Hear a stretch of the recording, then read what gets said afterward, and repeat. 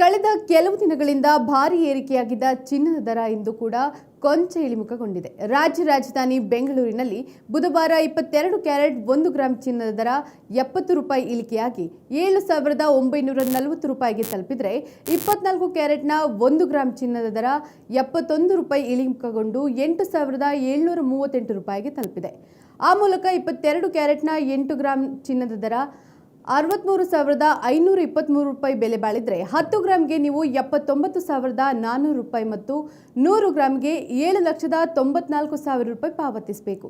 ಹಾಗೆ 24 ಕ್ಯಾರೆಟ್ನ 8 ಗ್ರಾಂ ಚಿನ್ನ 69,336 ರೂಪಾಯಿ ಬೆಲೆ ಬಾಳಿದ್ರೆ 10 ಗ್ರಾಂಗೆ ನೀವು 86,670 ರೂಪಾಯಿ ಮತ್ತು 100 ಗ್ರಾಂಗೆ 8,66,000 ರೂಪಾಯಿ ಪಾವತಿಸಬೇಕು.